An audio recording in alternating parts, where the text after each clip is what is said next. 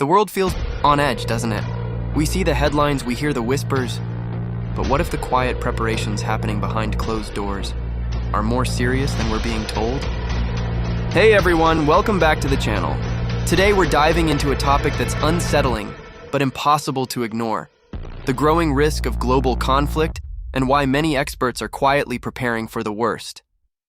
We'll break down the warning signs, the most dangerous flashpoints, and what these preparations could really mean for the future. Stay with me, because this matters more than you think. For decades, the world operated under a fragile balance, built on cooperation, trade, and shared interests. But that balance is starting to crack.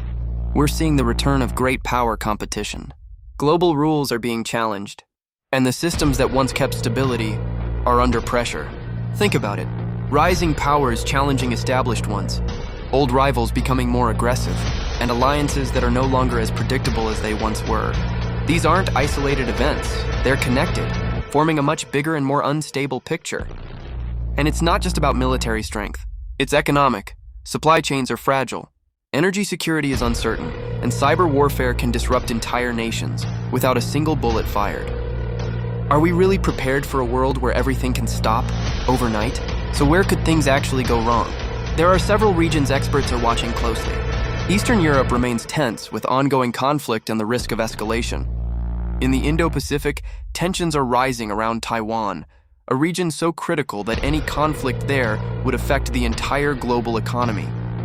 The Middle East continues to be unpredictable, with multiple powers competing for influence. But modern conflict isn't just physical, it's digital. We're entering an era of hybrid warfare, where cyber attacks, disinformation, and economic pressure can destabilize countries without traditional battles.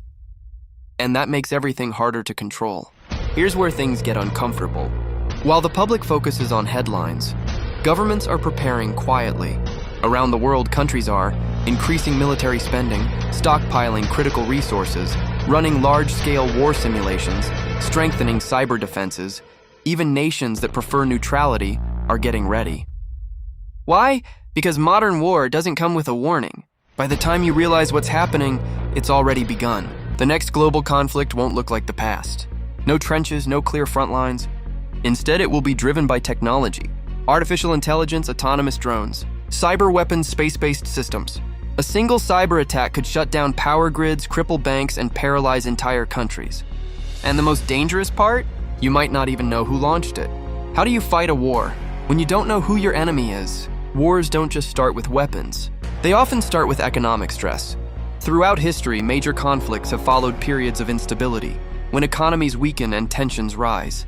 Right now, we're seeing rising global debt, inflation pressures, fragmented trade systems, competition over resources.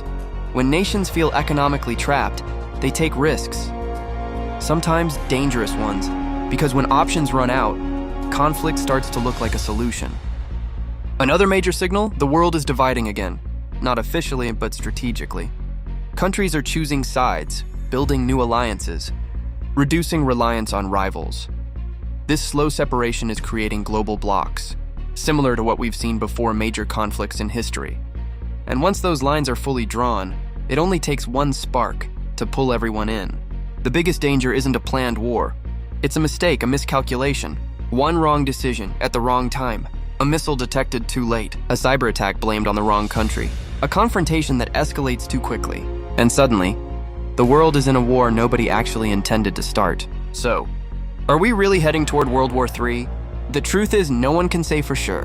But the risk today is higher than it has been in decades. At the same time, world leaders understand what's at stake. Because a global war today would be unlike anything humanity has ever experienced. Maybe the real story isn't that war is inevitable, but that the world is balancing on a thin line between tension and catastrophe, between competition and cooperation. History has shown us one thing. The most dangerous moments are the ones filled with uncertainty. So the question is, are we prepared for what comes next?